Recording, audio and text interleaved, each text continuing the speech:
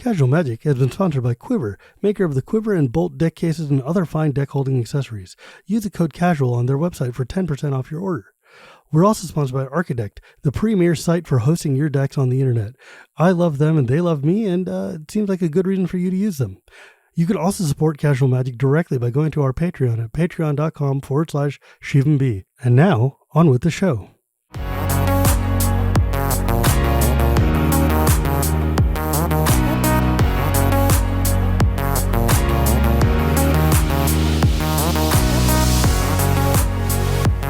Hello and welcome to Casual Magic, the show where we talk about the fun side of Magic the Gathering. My name is Shivam, Bhatt, and Casual Magic is brought to you by Architect and Quiver and my patrons at patreon.com/ShivamB. Today, I have one of my dear friends and multiple repeat guests on the podcast, probably at this point, Serge Yager of Loading Ready Run, and also just generally one of my favorite streamers to watch. A dear friend of mine for many years now.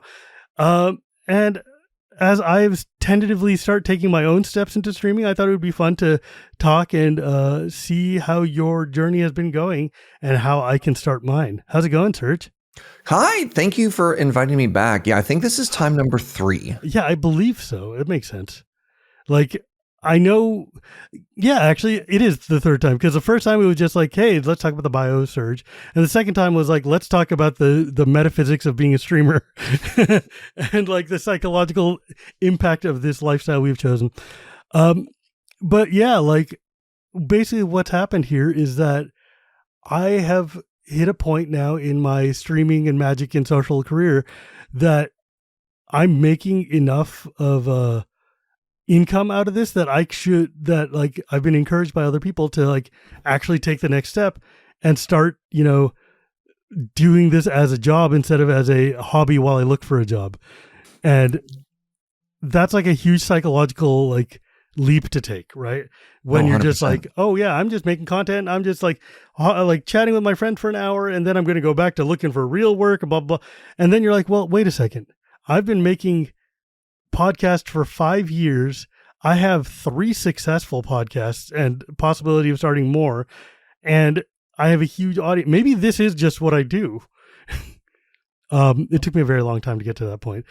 It's scary. So there's a time where you work full time and you're doing content on the side and you realize you're like, wow, I haven't had a day off in years because you'll be using your bank days off from job number 1 to go to a convention. And conventions, while as fun as they are, oftentimes are work. Boy, they as are. Creators, right? And then you just end up burning the candle from both ends, and it's exhausting.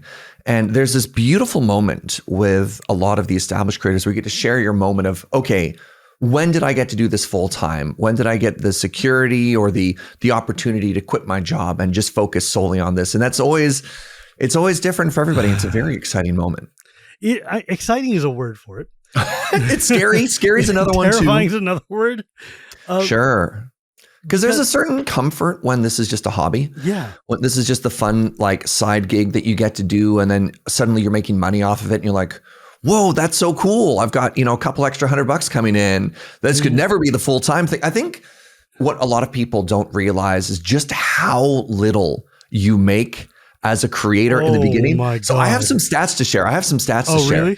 Because everybody talks about, so I stream. For some background, I've been making content for about, I want to say 13 to 15 years now with Loading Ready Run. Wow. And I've been full-time content only, full-time on my own channel, and also working Loading Ready Run for 8 years now. So I'm in a very, very lucky position for the stuff that I do. Yeah. But the wisdom is if you want to grow on Twitch, be on YouTube, cross-post and other things like that.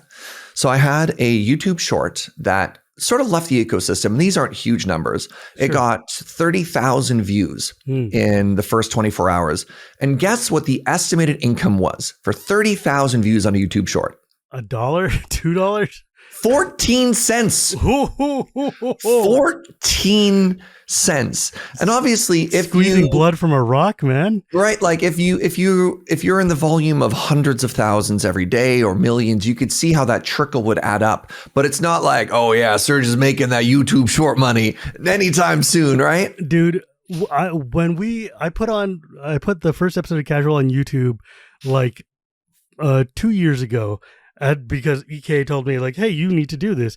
And we did. And when I finally got monetized, my first check for like the entire sum total of like a year and a half of work or whatever was like $50 or something like that. And I'm like, yeah, in like 2 more years, I might be able to afford a magic pack. Yeah. I still can't afford a commander deck, you know. Hell no.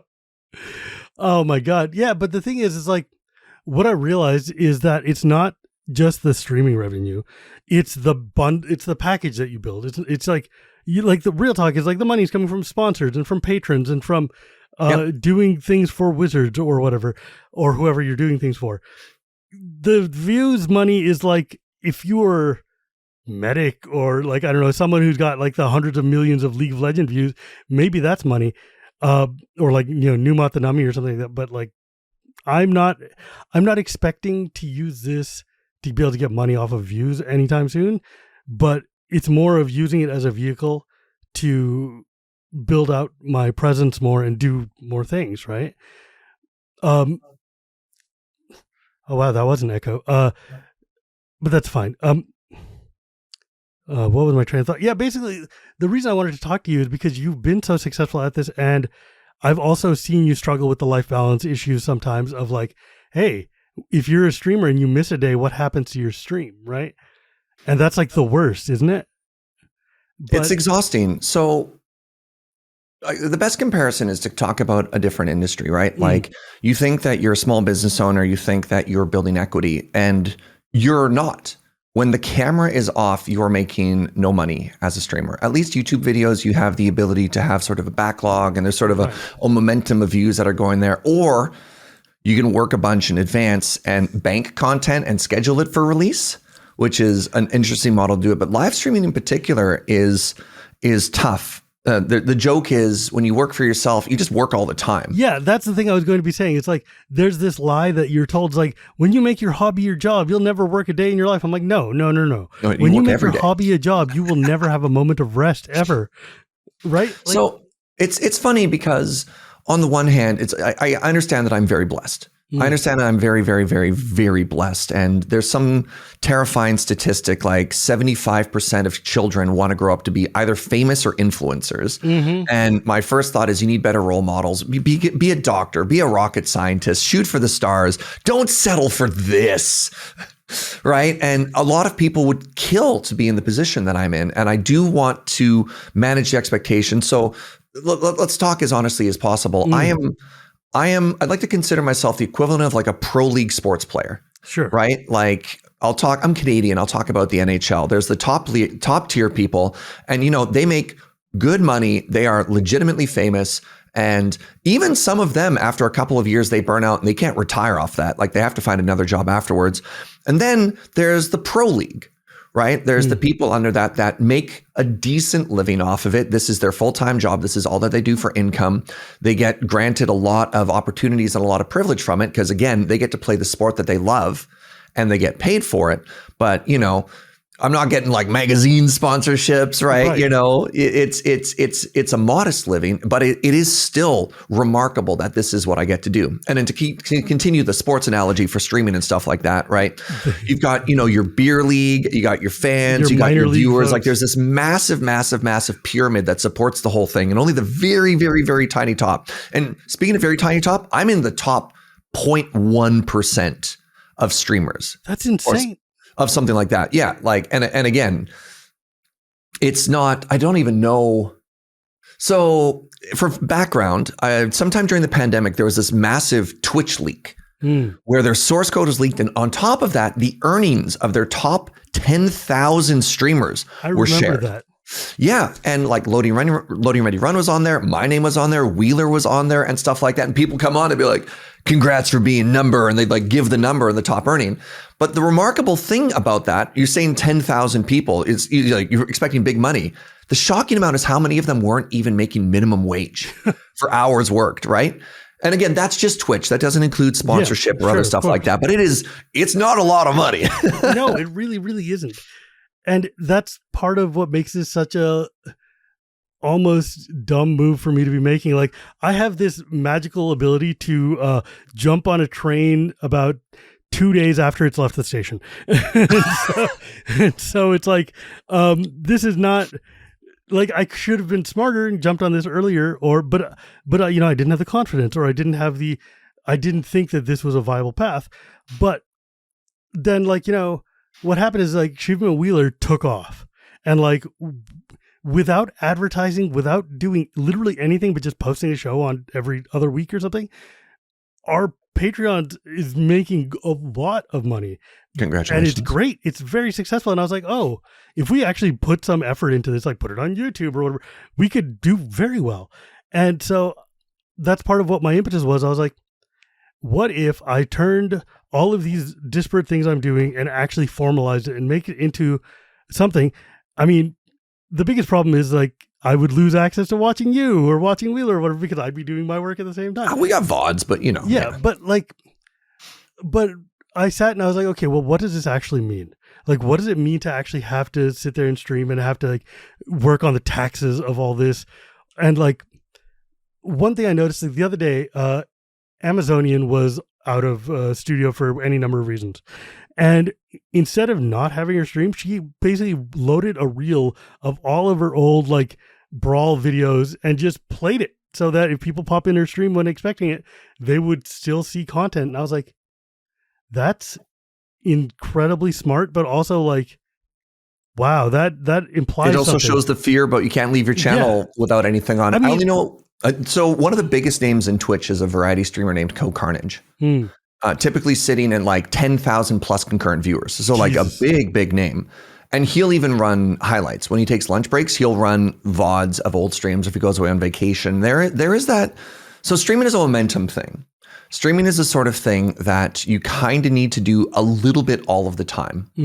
And it's really challenging if you're used to a desk job of, you can't work like a couple hours and get up and go for a walk and grab a coffee and come back. Like, you can't do 2 90-minute or 3-hour shifts. You kind of want to do one long stretch and come back to it, but can be very rewarding. I don't want to just sit in here and be like, yeah, Serge was invited on to give me advice and to prep me up for streaming. And by the end of it, you're like, and I'm not going to start because Serge made it sound bad. You know what, though, that's also part of it, right? Like, sometimes you got to have the tough love message of being like, hey, let's wait a second. I mean, look, I'm a dad. I have to tell my kid all the time, like, no, we can't have, like, a house made of marshmallows for any number of reasons, right? Like, you know, it's just, there's a point where you got to sit there and actually, like, that's part of why I've been doing a lot of research before I even jump into this, is like, I want to know, what am I getting into?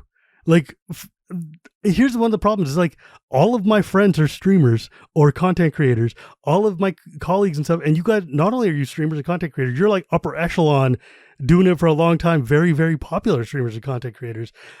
For all the fact that people are like, oh no, you're great. I know where I sit on the grand scheme of, like, content creator sizes. And I'm like, okay, well, I'm like middle of the road sort of, and that's fine. But it's like when you're playing Magic, you can be the F&M end boss, and the first time you go to a Grand Prix, you get your butt whipped, and you're like, oh, okay, if I want to do this seriously and I want to talk to LSV and understand what it's like to be a pro player, there's steps you have to take, right? You got to start somewhere for sure. Right. Yeah. And, like, part of it is the fact that I was like, hey, you know what? I'm not going to stream Magic, because if I stream Magic, I'm immediately going to be categorized against the Amazonians, against the Numots, against the other people. And I'm like, I am not there. I am not those people, and I cannot do that. I already do Magic on everything else. So if I pick something else, like Civ 7, for whatever reason, is a wide open field. There are not many people streaming it right now. There's not many people, like, doing YouTube stuff. So I'm like, oh, I can totally jump in. I've put in 1 billion hours. I know this game, and there's, like, virgin territory there for me to explore. And it's something I'm also just comfortable with. Right. But I'm trying to make sure, or I'm trying to learn from the steps that you guys have done, which is, like, you are not just a blank streamer. You are a many things streamer. And, like, for instance, when I started watching you, you were into Minecraft and I was not into Minecraft, and now I've become into Minecraft, but because of you. And then you were like, I'm not playing Minecraft. I'm not playing, like, you introduced me to Brotato and Vampire Survivors and this and that. You play 30,000 games.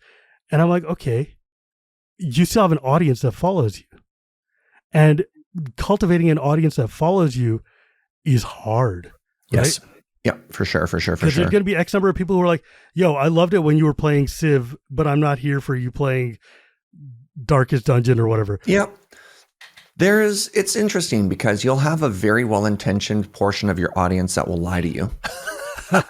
And they'll be like, we'll be here for anything. And that's true of maybe a certain core, but viewership absolutely swings all over the place. And that's fair, right? I mean, look, I can just see that from my casual Magic numbers of like, hey, look, every interview is with a different person. Some interviews get a lot of people, some don't. And like, you can tell me you're listening to all of them. I know you're not, but I don't care. That's fine. Yeah, yeah. Discoverability on Twitch is wild. And you already have the head start of somebody who's coming in with an audience. Yeah. And something that I really feel for is a person who comes in, they want, they idolize a particular streamer and they're like, great, I'm going to start streaming Fortnite. And they're one of 10,000 people with 2 viewers. Mm-hmm. And how do you stand out? And the answers are, the answer is you don't, is the harsh reality. And the answer, I mean, God, I have so much to say on this topic. Yeah. The first one is you need to set goals and set expectations. You need to ask yourself, what is it that I'm doing and why am I doing this?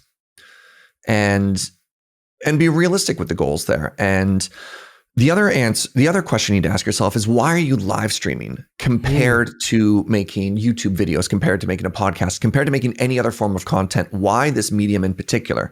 And at Loading Ready Run, there's a fascinating conversation that we have all the time where we pitch the idea for something and somebody will be like, that sounds like it'd be better as a live stream, or that'll be better as a YouTube video.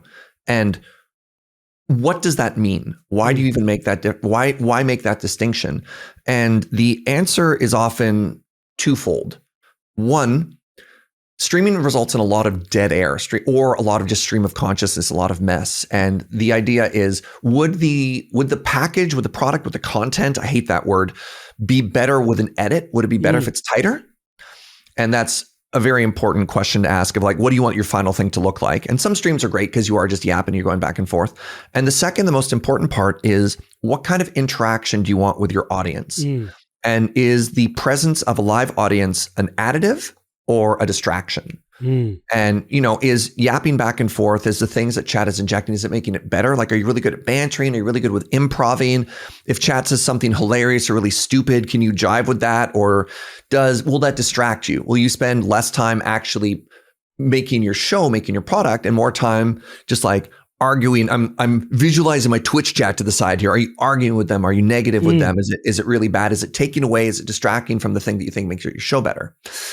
And if you have a good expectation and goal of what you want to get as streaming, and streaming is the medium, if it's that back and forth discussion, the idea of like, yeah, we want the stream of consciousness, we want the yapping, we want the spontaneous moments, then that's when streaming is for you. See, that's a really, really good point, because the fact that's the other thing. When I've tried streaming Magic before, like at streaming events or whatever it is, and I engage with chat. And when you're engaging with chat in a game which requires you to be paying attention with the timer and with like reactions and back and forths and strategy, it's hard to engage with chat. Like when I look at someone like Luis Scott Vargas, who is, okay, admittedly, LSV is not the example you should be using for anything, because he's literally the Michael Jordan of every part of this. And, but you're like, how is he just flowing so easily between chat and maintaining double queuing on cubes or whatever the hell? But it's hard. It's very hard when you're trying to strategize and think about this to figure out how to do it. That's part of the reason why I was like, Civ is a turn-based game. If I'm engaging with the audience or whatever, the turn will still wait for me. Yeah, Magic won't. Magic will not wait. Yeah, right? Like, that's the thing. If I started streaming like Vampire Survivors, I don't know how people who are dedicated Vampire Survivor streamers do it, because that's got to be really boring after like the 600th hour of just vamping. But I could probably still do that. But the thing is, though, it's like, I don't know how you pay attention to chat and not die. Like, it's tough. So it is mentally draining because you are constantly multitasking. Yeah. And with the Magic example in particular, I often get roasted in YouTube videos for my misplays. And the most common thing that people say is, aren't you a judge? Why don't you know better? And the mental burden of being on camera, playing on camera, and People who've never done it don't understand. It is taxing. They don't. They really don't. Right? Because you're like, okay, how do I speak articulately? How do I not, blah, blah, blah, blah, right? How do I communicate this thought, but also communicate the strategy? And so the thing I always say is I have a lot of hats to wear. I can only wear two at the same time. I can be a player and I can be on camera, but I can't be a player, be on camera, and be the judge. Mm-hmm. I can be the judge on camera, or I can be a judge and a player, but that'll be like at a tournament somewhere else, not on camera. and streaming is a big tax of that. And I often get roasted as well for skimming messages. I'll look over and I'll miss a key word. Like I'll miss the fact that they put a not in there and I'll read something as an affirmative rather than a negative. Or I'll get somebody's name wrong because I'll be like, oh, that's a green name that starts with CH. This is clearly their name. And they're like, that's not who I am. Mm-hmm. Yeah, you know what? But you bring up a very good point of the difference between YouTube and Twitch streaming. And because I was thinking about that as well, which is like Civ itself also lends itself very well to YouTube and VODs. Like, and just play the game, then go back over and record a voiceover of what you're doing while you're going through. Like, one of my favorite YouTubers is a dude named Potato McWhiskey. Yeah, I was about to say, do you watch Potato McWhiskey? Oh my Great God. Civilization YouTuber. He is literally one of the Hey, Spuddies. Dude, I love him. I want him on the show so badly. But he's in Ireland and it's hard to coordinate. But that being notwithstanding, he is incredibly good at narrating a game of Civ on YouTube with edits and video cuts that make it feel fluid and natural. And I was like, okay, that would be really cool. But it's also, that is turbo expensive. Like, you have to either pay an editor to do that, or you have to sit and use your time and edit this out and like learn how to slice it and do all these things. And like, I can do that. I was a trained editor for a long time, but I got paid a lot of money to do that. If I'm doing it for my own thing and I'm not getting paid. Well, you're doing the math in your head. You're like, this is not worth my time. Right. One of the things that's fascinating to me that I understand because I can see behind the curtain, but you'll be watching YouTubers and you'll hear them say, I'm out of time for today. And you're like, that's an odd sentence to say because they're not done the game. They're out of time for today. And what they're doing is they're taking clips and editing it as they're recording. And so they're like, okay, I want a 25 to 30 minute video. And they're like, okay, I'm at 28 minutes. I know roughly how long my next clip is going to be. So I'm just going to wrap it up right now. So I don't think it is a recording session of, okay, I'm going to play for 3 hours and I'm going to chop. And some YouTubers do that, like some Let's Players. I know Playframe Plus, for example, they'll record a whole bunch of stuff and then edit and chop it later.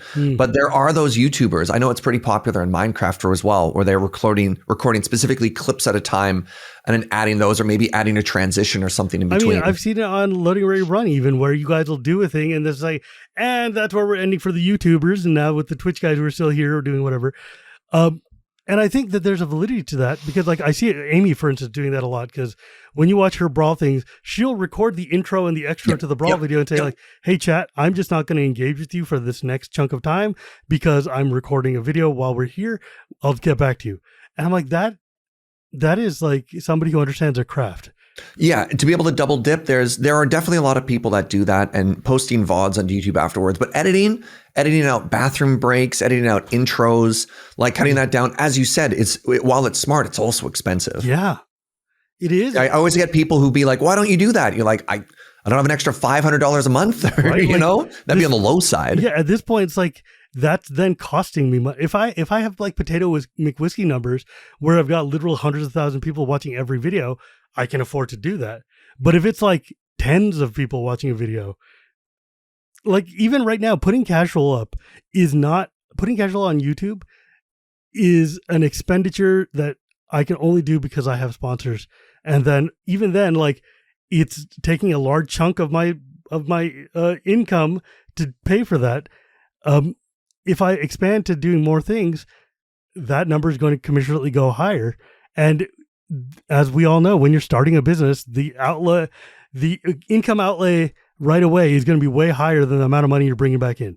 So I think there's an interesting thing for the two of us, which might be different from a lot of the journey that a lot of younger people have when they want to be content creators, which is some people get really lucky. They start making videos when they're in high school and they have that explode moment. And we both came at this from the point of view of people who were fully employed and had careers, right? Yes. Doing something else. And then you have to change it. And you're like, well, look, I'm an adult. I've got adult expenses.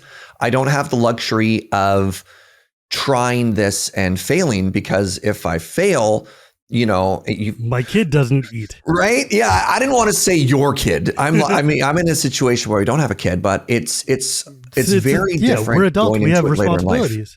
Yeah. Yeah. And so my going full-time story was I was working in software as a project manager at the time. And Graham approached me because he wanted to make RoadQuest happen, which is a great loading ready run show. Shout out if you haven't watched it. You should watch it. One of my favorite pieces of content you guys have ever made. Well, thank you. I didn't realize that you didn't go full-time until RoadQuest, though. Yeah.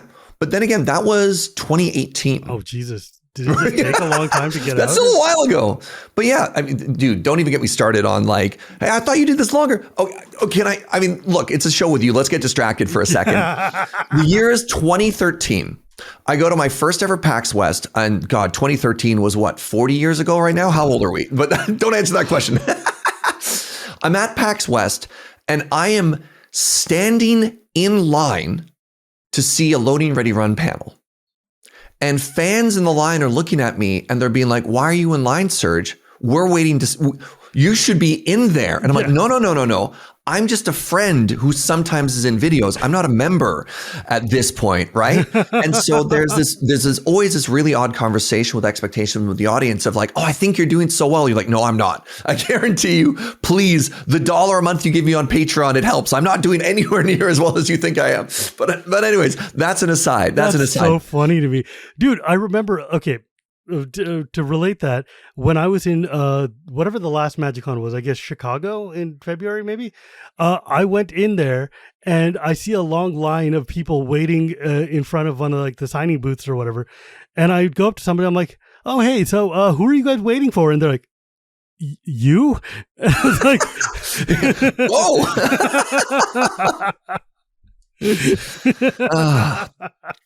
But yeah, I wasn't actually full-time with Loading Ready Run until RoadQuest. That's wild. So Graham asked me. I would have never thought so. Yeah, Graham asked me if I could I was doing all the stuff that I was doing was evenings or weekends or split days, long days.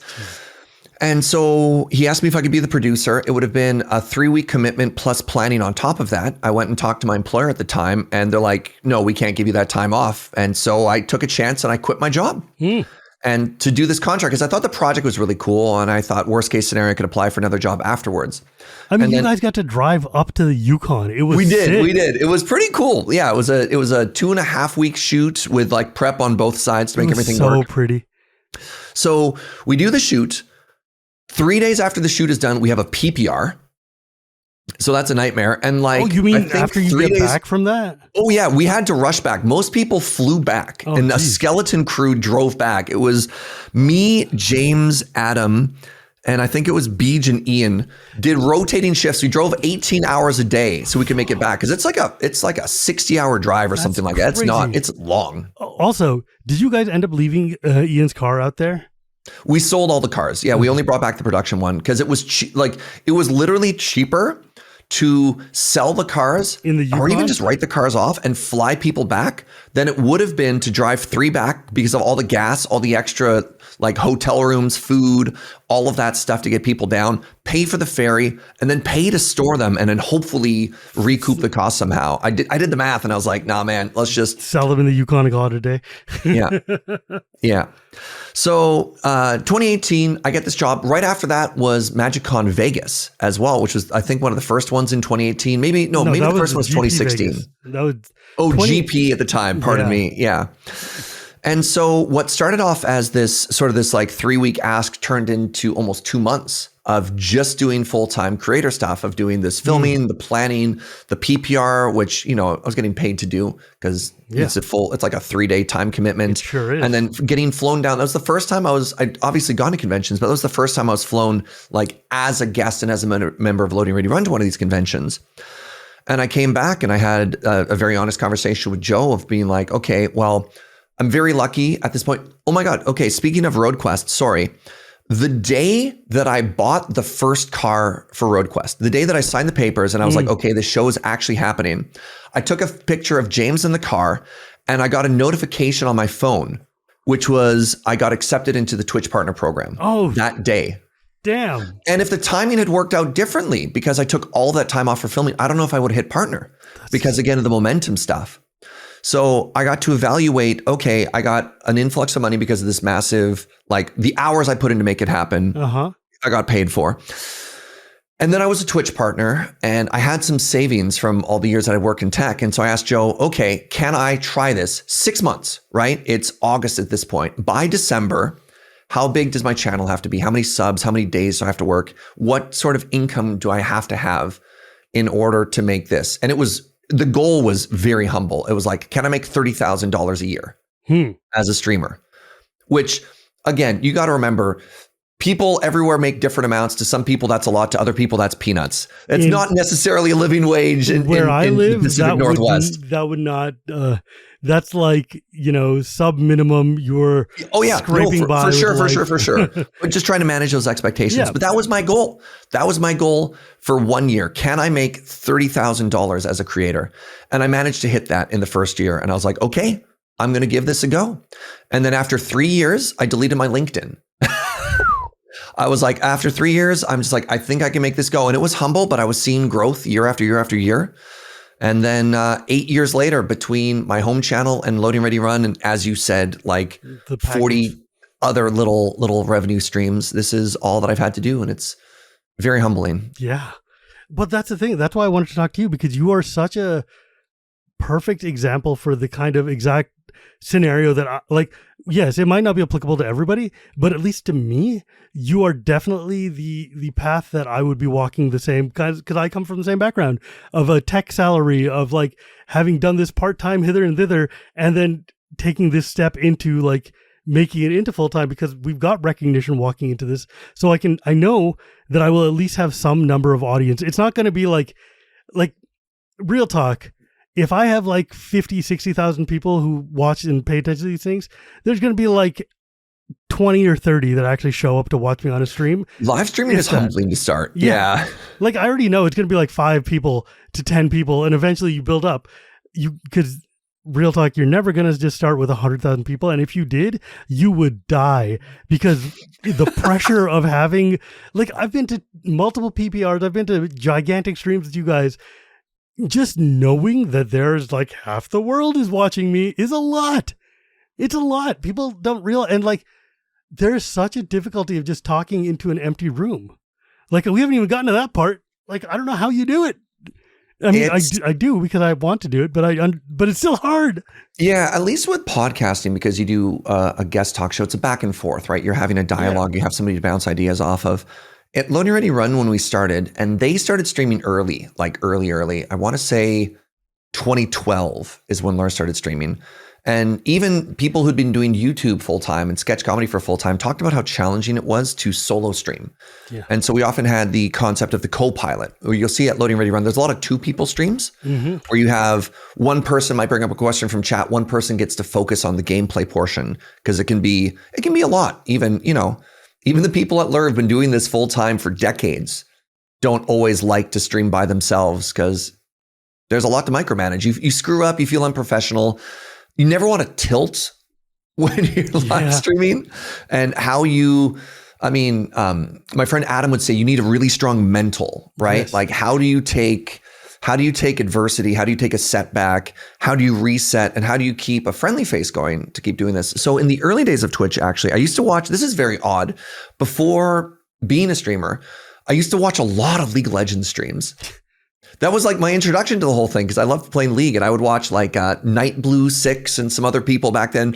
But I remember one day I was watching this League streamer, very good, very high level, very competitive, but like very chill at the same time.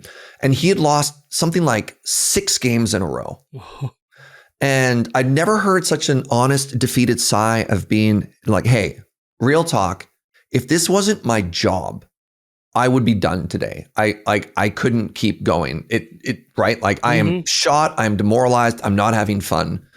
But this is what I do. This is my chosen job. You can't just, there's very few, like, if I'm serving coffee and I'm having a bad day at the cafe, I can't just walk out. I mean, you could, but you're going to get fired, right? Like, exactly. It's your job. This is what you do. You can't, if you're having a bad week, you can't take the week off. That's just, I mean, but it's because like I remember Newmont the Nummy, who is like the number one Twitch streamer in Magic, who does limited all the time. There was a stretch of like a year or so where he was just hating every format, and he was perfunctorily going through because he's like, I have to show up every day. And you could just see it on his face, just the weariness and just like, I guess I'll take the 6/6. And you're like, oh my God, you are not having a good time. Please, brother, see some air. And he's doing much better now, but like this does, like, you can't stop. If you stop, you dry up and die. And like, I have so many thoughts to respond to this. I want to probably address the concept of burnout first. Sure. Because burnout's really interesting. And we talked heavily about that in the last time too. Yeah. Yeah. Then I'll touch on it lightly. Go ahead. So burnout is massive in this industry and oftentimes not talked about enough. And I think that's super important to talk about sort of the mental toll that comes here. When you first get started, it feels really good and you can see growth and numbers are going up and you can be very motivated. And then when that doesn't happen, when it feels less rewarding, it can be really, really, really challenging, especially when you're like, this is my job, this is my chosen path. I don't think of burnout as a reflection of the number of hours you work. Because some people are just built differently. Like I have friends who work full time and then have like 3 full-time hustles on the side, and I don't understand how they do it. A lot of it comes down to the satisfaction that you get out of it. And when you're getting burnt out, you feel it. You're just like, I can't do this. And that happened to me in Minecraft, which is why I took a pause. Yeah. The first 18 months that I was a full-time streamer, all I played was Minecraft. Yeah. I watched. Yeah. And by the end, I started to hate it. And like, that's the thing is, sorry, I was just opening a Final Fantasy pack. That's the thing is that like, that's one of the cautionary notes that I even when I approached you with this, when I was talking to you about it the other day, I was like, yeah, look, I want to stream Civ, but I know that there's going to be times when I'm like, Civ sucks right now and I have to wait for a patch, or I'm just over it. And like, I'm trying to build in that initial notion of being able to play other games so that, because I asked Andrea Mengucci once, because Mengucci streams and plays Magic. I was like, do you have any other hobbies? Like, no, I just play Magic all the time. That's my favorite thing to do. And I'm like, great. How do you keep yourself invigorated and excited if you're playing Magic all the time and you have no other outlets? And he's like, I switch formats all the time. If I don't like the way Vintage is going, then I'll switch to Legacy or to Pauper or to Dual Commander or to, whatever. And like, he just like, I will play any format. I enjoy them all. But if I'm definitely feeling that like, oh, right now Modern sucks, then I'm going to go play Standard for a few weeks. And I was like, so you're staying within your realm of Magic streaming, but you're keeping it fresh by just going. It's like if you're a farmer and you have like 6 fields behind you and one of them is like, tapped out, and you're like, okay, I'm going to let them get fallow for a little while. And then I'm going to go farm this plot instead and just kind of go rotating. And that's why I was like, oh, that's such a genius idea. And it's like, if you just have a handful of games that you stream, or you establish yourself as like, hey, look, I play this game, but I also play these games, and I build this kind of envelope of like games to play, then you can help massage the audience expectation. They'll come along with you through your little path through your fields. I would argue that, or at least that's my ideal hope, right? Sure. I would argue that none of the big streamers, like variety streamers, are truly variety. Like, it's not random. And there's a ton of thought that goes into it, or at least it should for the more successful ones, right? Like, I want to talk about Co-Carnage again. The person's planning well in advance. You could always see the steps that are coming in there, and the games that are coming up always sort of fall within a wheelhouse. And there's always a niche of what somebody is doing. And I think it is possible to have variety, especially if you're worried about getting bored. If you're the type of person that you're like, I could not be a full-time Magic streamer. I couldn't do it. Like, I know that about myself. It doesn't matter how much I like something, I'm going to get bored. Yes. But what you can do is you can find a niche, right? And your niche could be like, well, I like card games. Or what part about Magic do you like? I like the strategy element. I like the deck building. There's a ton of stuff sort of within that realm. And as long as the vibe is the same, as long as the experience is the same, that's what the variety streamer is offering. Yeah. And I mean, I guess another thing about streaming is I found that, and this is an oversimplification, but I find that streamers can often land in one of three camps. I'm going to put my finger where it's visible. You can be a pro. You can be very, very, very good at the thing you do, and people watch you because you know, Duke. Yeah, right. Well, that's pro players, right? You could just be really funny, where it doesn't matter what you do, you're going to make the people watching laugh, and that works really well. And I digress from that. Or you can be sort of a like reviewer kind of person, and what you're going to do is you're like, I'm only going to focus on short games for a very like a limited window of time, and then what I'm doing is I'm showing my audience first impressions so they can then use me to buy games or check stuff out. And then people sort of fall in those different verticals, right? You'll find a lot of pros of games have their thing, and maybe they'll do variety because they've got an audience and people like them, but they'll see a dip. Yeah. Or you're like, oh, I don't know, wubby, right? You're like, the person's shown up in an entire green suit and is basically being a clown, and it's all about that banter and that chaos and stuff. And the games are often selected as a medium to be like, I'm just going to make you laugh and cringe and whatever, right? And then I guess the example would be something like Splattercat Gaming, if people know who that is. They're a very successful YouTuber. They're making their way up to about 1 million subs right now, and they play the first 30 minutes to an hour of an indie game, and they release 5 videos a week, and they're like, hey, what's up? Today I'm checking out this in the world of indie games, and they play it and they just like yap a little bit about this is what I think. It's part review, part let's play, but it's only ever the sort of, not the opening, sometimes they'll edit a little bit, but that first experience. And that's 5 new games a week. What a pace. God, that's so much. Yeah. But like, I mean, that it's helped by the fact that there's infinite indie games to play. Right? Sure. It's so my idea was trying to, again, for the purposes of your channel, where do you want to position yourself in that, right?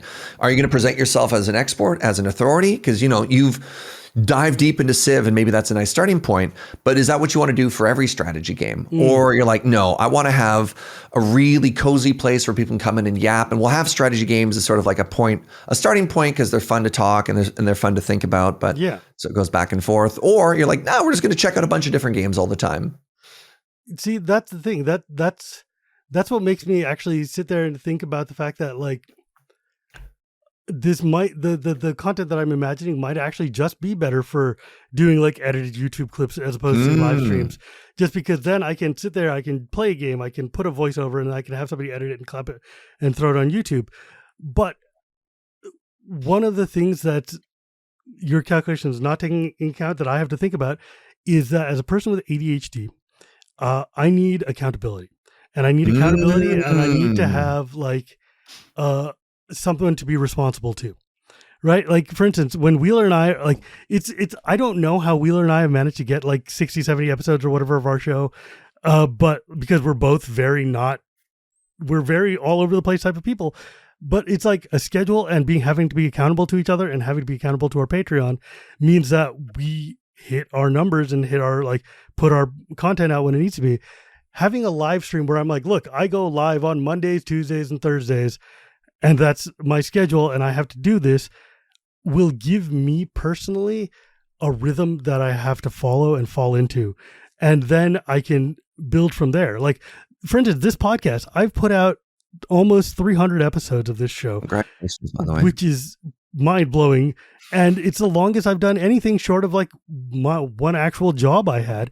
And the only reason I can do it is because I'm like, if I don't put it out Tuesday, I'm screwed. It's never going to happen again. Right. And it's you like, drop them all once. Yeah. Right. Like, it's like, oh no, that's why I'm going on vacation. I mean, as of this, the folks who are hearing this one will have seen that I went on vacation for like 2 weeks to Europe, and I still put out a show every week because I can't miss it. I have to hit my numbers.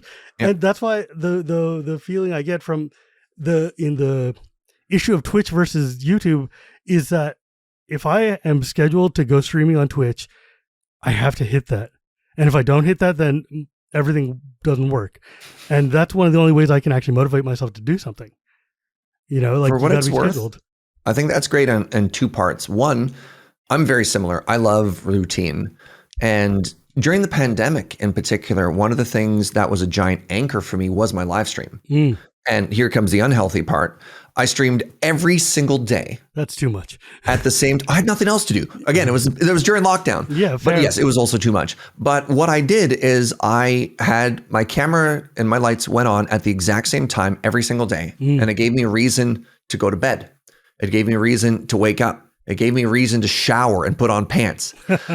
We'll talk about how long it took me to undo the consequences of working every single day, because that's not healthy. But it was very, very, very important to myself to establish a routine in a time of a lot of uncertainty.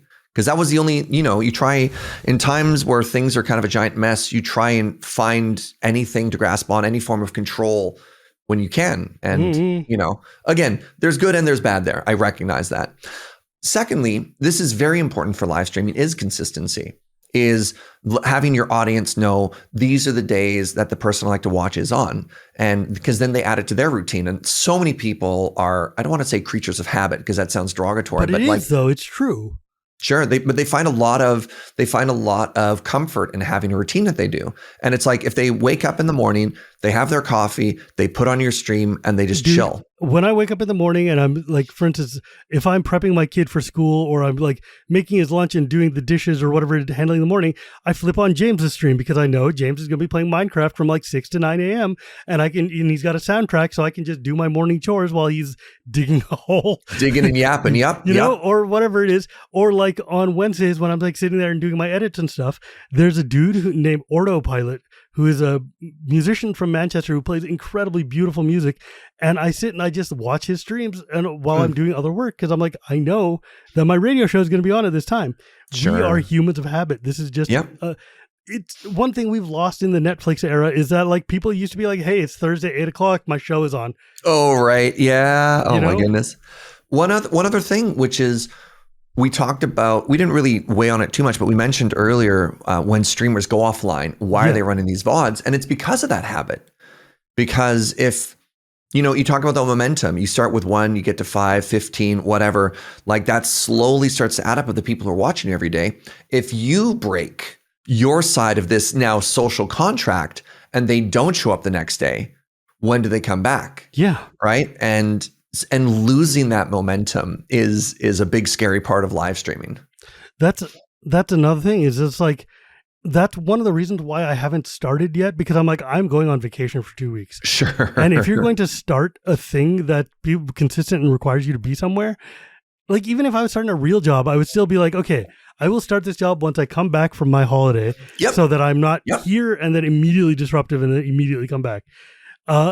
So that's why I'm laying the groundwork now to build this notion of like, what does it mean? What do I have to do? How do I financially sustain myself or whatever, right? Like, real talk, my wife has been the most supportive person on the planet. She has been incredibly like patient.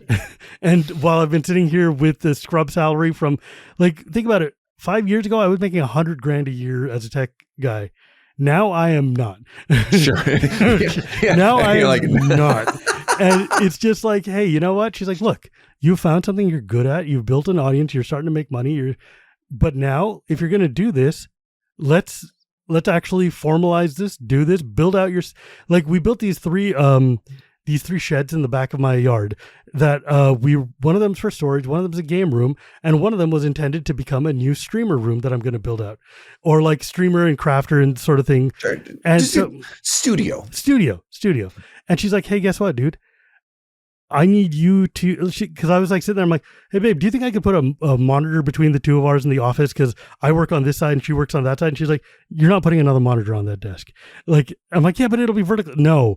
And I'm like, what if I get a KVM? No, I need to, we built you a house. Go to the house and build the thing. Yeah. So I'm like, she's like, look, dude, if you're going to do this, I'm giving you this shot and I'm giving you my trust and like support.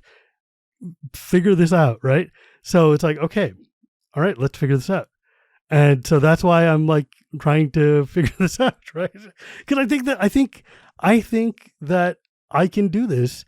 otherwise I wouldn't be like, cause I am a notoriously flighty person. I do not commit to things very easily, and I do not like to like be locked down unless I'm super sure. But also, I have very charismatic friends who think I'm charismatic, so I think I can get away with it.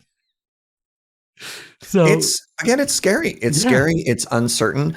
And the other, so here's, let's talk about some insecurities for a second. Let's be like very, very honest. Yeah. So that related to that, like what I want to know is when you started out, what kind of goals did you set for yourself? How did you deal with the fact that you're like walking over a cliff? So as I said, I had the financial goal the first time, but the worries that I always have, and this is something that might not be relatable to younger people, but might be more relatable to older people, is I'm not getting any younger. I don't know what the career prospects I have after something like this are. I'm investing in a small business that has no equity. Right? Yes. That is right. Like another 40-year-old right there is just like, oh, what? Right? Like my hair is white. I understand. Those are massive things to say. And also there is a bias specifically in this industry towards young people. Of course there are. Like a lot of the viewership are younger. And they'll be like, bro, you 40, like minus 200 aura. And you'll be like, I don't know what that means. You're very skibbity toilet, my dude. Yeah. And that is baffling, but there is an audience. Because we are the generation that grew up with the internet. And the thing that gives me courage when I look at this is there is no career plan for this. No, literally, like Loading Ready Run has been doing this since before YouTube literally existed, right? Yeah. Started streaming before Twitch existed. And so you don't get to know what the end of this journey looks like because nobody's gotten there yet. Yeah. And some people have stopped because they've burnt out. Some people are stepping down because, it's a lot of work or there's a lot of insecurity. It makes sense that people will fail, but also there's a lot of success and a lot of opportunity. And it's scary. That is. Yeah. So as I exactly said at the beginning, there are so many people that would kill to have this opportunity. To not take it is also kind of a scary decision to make. Yeah. And I'm like, I'm good. Let's go. People like me. I'm good at this. Yeah. I can do it. And like, that's the thing is like the satisfaction that I get from putting content out there and from talking to people and from all this stuff is so immense. I'm like you said, I'm nearly 45. I've had a lot of real jobs in like a lot of real companies. And also I've been in the entertainment business. I've been in the video games. I've published frigging God of War, like I've done things and I'm like, this is still the most enjoyable I've had because it's super cool. And I'm like, wow, I really like this. What if I just kept doing this? What if I have a child. I'm setting an example for a child and I'm trying to make sure that this kid still has this roof over his head because I own this house in literally the most expensive part of the world. I live in the Bay Area. So the other issue is like, my wife's like, hey, look, man, I've given you a lot of grace. Let's get going. Yeah. And it's just like, but the insecurity, the main insecurities I'm running into right now is how to set reasonable goals for myself so that I can progress and feel like I'm achieving something without being like when I started my podcast, I used to sit and compare myself to the professor and be like, oh sure. my God, my numbers are nowhere near. And then I'm like, what the hell am I doing comparing myself to the professor? Yeah, the literal biggest channel in the space, in our right? entire space. Like who like there's no way. There's no world in which I'm going to be that big. What am I even doing? So we'll back it up a second. And this is something that again relates to burnout because you always have to talk about goals and they are connected. They really are connected. I'm not just trying to be negative. No, it's absolutely true though. Cause like I talk to people about this all the time. And like I have a therapist I talk to about burnout too. Sure. Like, we know. How do you define success? Right. And that is something that is different to people. And it's baffling. I remember seeing a viral tweet that obviously came from a child. And the tweet said, what would you rather have? $10,000 or a tweet with 10,000 likes? right? Right? And it just shows, it's baffling. Like so many, you'd be like $10,000 in a second, right? Like, but you can't fame, eat likes. But fame, you can't eat likes. Fame is a thing that some people chase. And that is valid, right? That is the thing that is important. And that is some things that all people want is, I want to make number go up. But there's other constraints, which is life is expensive. And so, and this is one of the things that I'm very lucky about. I am a small fish in the big pond. I'm very, very lucky who I am. Like I said, I'm a Twitch partner and I don't have the massive viewership or anything like that, but I make enough to pay the bills. Yeah. And every day that I get to keep doing it, that is a success. Would I like more viewership? Sure. More viewership might lead to more income. It might also make me feel a little bit more stable about the stuff that I do. And I hate the capitalist number must continuously go up, because like that is unsustainable. There's a point where it doesn't make any sense. In content creation, there will be a natural drop off and atrophy of people as they age through your content. And you do need new people to replace those in order to stay stable. So while it might look like a follower count is going up, it might actually just be maintaining sort of what you're making over a period of time. And so how do you set goals? I mean, I think the first one is, if you want to make this a living, is how do I pay my bills? And then after that's done, then it's how do I continue to feel good about this? And that's, you know, once you've reached that minimum milestone of success, everything else is gravy, right? Everything else is dessert. Everything else is just a cherry on top. Yeah. Because that's the trick. That's the thing. Like, for instance, I've talked extensively to Marshall Sutcliffe, who's a dear friend of both of ours. Also, one of the few guys who had managed to transition out of Magic and into becoming a superstar in an entirely different world. Yeah, Wristwatch Revival. What a success story, right? 1 million subscribers. I mean, the dude is astronomically high, right? And I was like, okay, dude, I want to understand, how did you break out and build this other thing? What was it like? And he's like, look, dude, I had all my eggs in the Magic basket, and when GP coverage stops and like that income stream of mine stops, and like, you know, I can't go out to do coverage anymore, or like I've got my podcast, but that's only bringing in X amount of dollars, that plateaus, you have to find something else to do. And I've hit all the plateau. Like, for instance, I know casual Magic has got a growth plateau that there's only so far this one can go, because there's only so much of an audience for people who want to listen to interviews for Magic players, right? Like that's not a large number. That's a small number. And I'm comfortable with that because I understand where I live with that. And I think coming in with that experience of knowing what it's like to hit a plateau and being able to set a reasonable expectation of what does growth look like for this gives me a little bit of a leg up when I'm trying to branch out into other streams of like, okay, I know what it looks like to hit a level. So rather than try to see like, what is the ceiling for what I can do? It's more like, what is the number I need to be comfortable with in order to feel like this is a worthwhile use of my time? Sure. So, I mean, you want to hit some very quick math on Twitch? Hit me, man.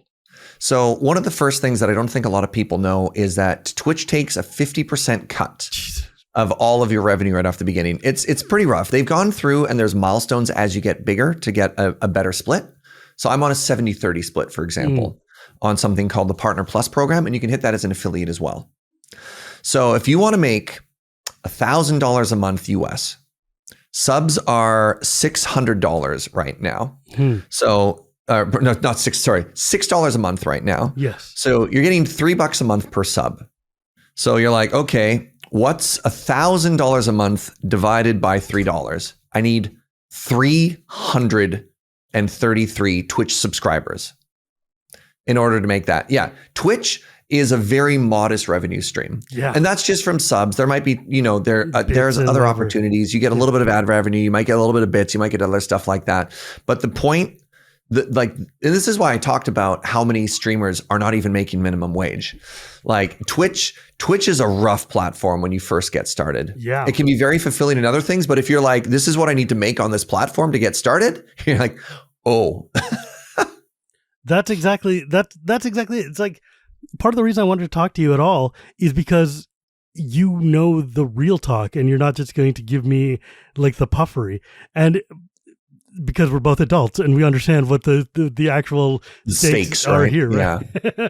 And that's the thing. It's like between YouTube and Twitch, dropping your VODs on YouTube and doing whatever, there's a way to do it though. And like, you do have to have a little bit of self-confidence, self-cockiness to be able to get away with, hey, I expect that certain amount of people are going to want to watch me. Sure. Yeah. I get a little bit lucky out of here because I'm getting paid in American dollars, and I live in Canada. So I get a 40% bonus on that. Must be. So it makes it go a little bit further, but Wheels definitely shares that a lot. I'm like, bro. Yeah. I mean, we'll see if things change, but for now it's been okay. Yeah, but that's still pretty. I mean, yeah, that's also a reasonable thing to think about. But I'm just like, you know what? I think there's still opportunity here, and I think there's interesting, like, at the end of the day, it's like, do you have something to add? Do you have something that makes people want to come and hang out with you? Yep. And like, for instance, one of the things about streaming that I think a lot of people don't think about when they're like, I want to be a streamer, is like, yeah, it's cool to get on camera and shoot your shot and stuff. And then you're like, okay, but are they going to come back a week later and still hear you? 2 weeks later, 3 months later, 7 months later? What makes you different from everybody else? To give that Fortnite example again, right? When you're scrolling through a category and there are thousands and thousands and thousands of people, how do you stand out? And that's not just visual. Like, what makes you different? What makes your content different, right? One of my, one day, and this is one of my favorite streamer stories, like, dude I follow on Twitter, who used to be an old editor of mine at PC Gamer, was just like, hey, I'm watching this. Every day I go to a different streamer who's got like 2 viewers and I watch them. And he's like, he found this dude who was playing through Star Control 2, which is one of my all-time favorite games. And he posted a link. He's like, this guy's very entertaining. And he's got like 2 viewers. Let's go, make his day or whatever. And I discovered this dude. His name is Chubo. And I started watching him. And he's this like bald dude with a cat and a nice long beard. And sometimes he wears funny hats or whatever. And he plays, like, he was playing Star Control and they played King's Quest and stuff. But then his normal shtick is streaming like really grotty old games from like the Commodore, or like weird Russian bootleg arcade games, or Chinese like knockoff games. And I'm like, what the hell is, but he is so charming and so fun to watch that I ended up subbing and watching him for years, because I'm like, this guy's just like, and like, yeah, this guy gets it, right? They're just cooking, But that's just luck, right? Like, I would have found this guy only because a dude I follow said like, hey, this dude's playing an interesting looking game. And I understand that. And that's part of the benefit of having a built-in audience and being able to go in and be like, okay, at least you guys can seed this. Because if you seed it, then other people can see it, right? I don't know. I feel like this has been the most inside baseball episode of Casual ever. But sometimes, like, look, man, like, we're adults. This is the world we live in sometimes. And this is a real conversation to have. Yeah, I mean, I also had to make the conscious decision to not be a Magic creator. Right. When I made that, right? People are like, why Minecraft? Why Minecraft, I Serge? remember you when you started, or when I started watching and stuff, you were like, just to be clear, guys, I'm not going to talk about my Magic. I don't want to engage with Magic. We can talk about Loading Ready Run when I'm on Loading Ready Run, but I'm not here to do Magic. And I was like, at first I was like, that's kind of harsh and mean. And then I was like, no, that's like the smartest thing you've ever done. Set the expectation right now and just be like, no, this is just like, it's the same sort of thing that you've talked about, which is, I know I'm going to get distracted. I don't want to pigeonhole myself into one thing, which ironically I did with Minecraft anyways. Yeah. Like, I really wanted to do something different and something that was for me. Yes. As this creative outlet, because Lure is very great, very collaborative. We have a lot of creative freedom inside of that, but it wasn't my thing. Right. And I felt that if I just kept doing Magic, I don't want to say it's like stolen valor or something like that. Like, I was just, obviously, don't get me wrong. What's the proverb? A rising tide rises all ships. Like, obviously, as Lure gets bigger, it helps. And I have introduced people to Loading Ready Run and Desert Bus through my own home stuff. It's not a completely one way, but the vast majority of where I am now has come from the work that I do with Loading Ready Run. Despite all the hours I put into the home stream, I do recognize that, and I don't want to be like, no, it's bad and it's dumb. Where am I going with all of this? But it was important. It was very, very, very important to try and create a space that was my own. And to be like, the tone of what we're doing here is different. The games that we're going to play in here are different. And it's really going to be something that I define, not what the audience thinks they know about me from the stuff they see from other places. Because It is very challenging when you're well known for something else for people to push back when you try and get outside of that box. When I moved over to Blue Sky, from Twitter, because on Twitter I had two different accounts. I had my Gear Per Gears Magic account, and then I had my Shivam politics and religion account. And I was like, you know what? I'm going to Blue Sky, and I am too lazy and can't be asked to have two separate accounts to do all this stuff with. And like, I started posting my religion and politics stuff, and somebody PM'd me and was like, hey, like, are you going to be talking about magic at all? Or is that like, and I'm like, yeah, but it's just now going to be part and parcel with what I do with the rest of it. And he's like, okay, well, I'm going to leave then. And I'm like, hey, you know what? I appreciate Don't you let the door hit you, right? Well, no, it's more like, look, I appreciate you reaching out, and I also know that we have to maintain our own space and our security. If you don't want this in your life, I respect that piece. And like, it's better than somebody coming and saying, yo, he wasn't hostile, he was just curious. And I was like, great. Because there have been people who've been like very hostile, like, I follow you for X. How dare you bring leave in politics out of this? How dare you be a human being instead of just a friendly face standing on top of a mannequin? Or exactly. And that's why I was like, you know what? If I start doing streaming or Twitch or YouTube or whatever it ends up being, that's kind of why I was like, if I start out in a space that is not magic, then I can at least start out like one of my favorite sayings from Wheel of Time.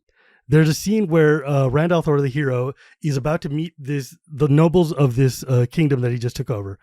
And one of his advisors is like, look, dude, make sure you start sitting on the throne. And he's like, why? He's like, because if you sit on the throne and you go down and then you're casual and chat with them all the time, they'll be fine, but they'll remember you came off the throne. If you start on the ground with them and then go up to the throne, they'll be like, oh, who's this dude think he is suddenly better than us? But if you start somewhere and establish this is where I'm at, and then you go down and meet people, you can build this kind of rapport and build this like notion, but you still have this backbone, this backstop of this is where I'm coming from, you know? And so it's like, I'm trying to, like, I don't want to overthink this because God knows there's a lot of people who are like, I stream by turning on my phone and then I just talk and do whatever I do. Yep. And maybe it's just because I'm older and I've lived and I've had to figure this out. But it's like, I don't want to, if I'm going to take this chance, I'm old. I don't get many chances at this. I will push back on that slightly. I do think it's important to do it right. And I absolutely respect that. But so many creative endeavors fail because people overthink it and they never actually get started. And there's a very important lesson. And sometimes you just got to do the thing. And you can build from it. Yes. And it is way more important to try and do it the first time than to overanalyze and never actually get started. But I don't get me wrong. I totally know where you're coming from, but it's some of the best advice you could ever give people is just go. You got to do the first thing just to know where you go wrong and to make it better the second time. Well, yeah, it's like when Josh and Jimmy when they used to give people advice about podcasts, they're like, people are like, what microphone do I need? He's like, it doesn't matter. Just turn it on. And that's like, for instance, there's a famous statistic of podcasts. The average podcast gets to 7 episodes and stops and dies because the enthusiasm runs out, or they realize the group dynamic is gone, or the thing they want to talk about has run out of juice, or they're just like, oh, this is not what I thought it would be. And if you can get over that hump of 6, 7, 8 episodes, then you can at least, you get that second boost and you can just go to the moon. And streaming and all these any creative endeavor is the same way. You still got, there are 2 important things. One is you got to start, and 2 is you got to keep going. Right? Like, and so I'm just trying to, but my bigger problem is just I can't figure OBS out.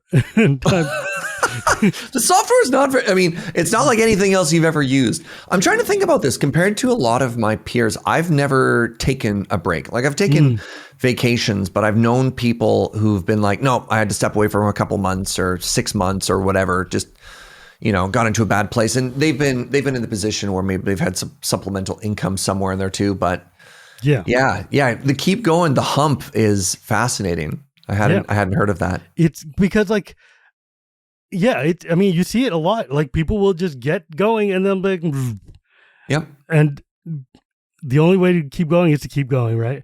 But I do need to do the technical part though and actually set up my software because you need to. I don't need to look like an idiot trying to do this. I should at least. So luckily on the software side, there's a lot of how-to videos to do. Yeah, like I don't need you to tell me that. I can figure that out. Yeah, all the other channels on, what do you actually do? How do you get growth? I think everyone is just kind of making it up as they go along, That is the entire ecosystem of self-help books, right? And business advice and Sun Tzu's streaming or whatever. I'm like, dude, bro. So chill. I watch a YouTuber named, Drew, help my brain. Drew, yes, my favorite streamer. Oh God, Drew, help my brain. Drew Gooden. I was going to say Goodall. And he released a video called I Watched Ninja's Masterclass. Have you heard of this? Ninja's Masterclass. So Ninja, at one point, the biggest name in Twitch, he I know performed in Times Square for New Year's Eve. He was on the cover of Time Magazine. This was right around pre-pandemic. He did that collaboration with Drake, that aged poorly. But at one point he had the record for the most amount of consecutive subs, which is something like 100, 200,000 subs. It's been broken twice now, by the way, but I digress. And there's a web series called Masterclass where they hire people who are very, very, very, very, very good in something to put something together. They put together I've watched a few of those with famous chefs and famous musicians. Yeah. They got Ninja to do one. And I don't know if it was 12 episodes, it was 20 or something like that. It was something like $300 to access it. So anyways, this big YouTuber, he's got, 4 million YouTube subscribers. Like Drew Gooden is a big deal. The video is just entitled, I Watched Ninja's Masterclass and Streaming and decided to start streaming. So this is a person who, again, has a massive audience. And what he did is he very deliberately created a Twitch channel under an alias and just tried to live stream using what Ninja said. He's like, I dyed my hair a funny color. I did a 24-hour stream. And he's like, I got 1 viewer and 3 followers in the whole time that I tried this whole thing. And it's funny because if you go to the channel now, and he ends the video with saying, I promise I will never stream on this channel ever again. That channel still has tens of thousands of followers, just in case, because he just gave it a shout out one time, showing the power of an audience, right? And cross-pollination.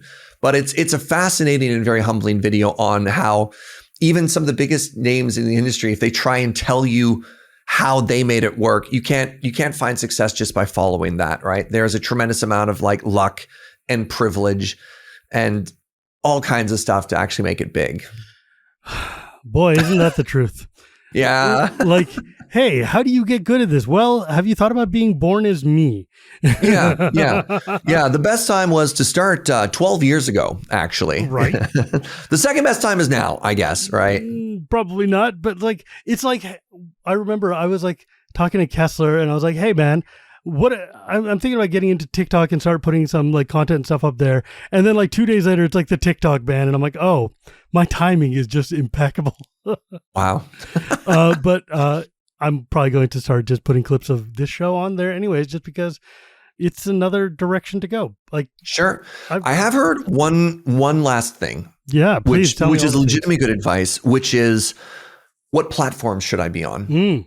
And the common advice now is you can get fatigued from stretching yourself too far out. Yes. It is very important to cross-pollinate. It is very important to use stuff, but to try and chase clout on all of the platforms rather than specializing in a couple doesn't necessarily make it any bigger. Pick 2 or 3 and then really do a good job there. It's so stressful to do that. Trying to handle all of the different because every platform's got a different voice and different audience it caters to and different. I'm I don't have a team. I have a me, and I don't have that level of patience. I have my Instagram account for myself. I tried a little bit. I can't post magic stuff on that. I can't it's even figure out how to use coffee. Instagram. I'm just I sound like an old man when I try. Sure. I've got my Blue Sky where I just kind of yap. It turns out I almost exclusively use that to promote my Loading Ready Run Magic content.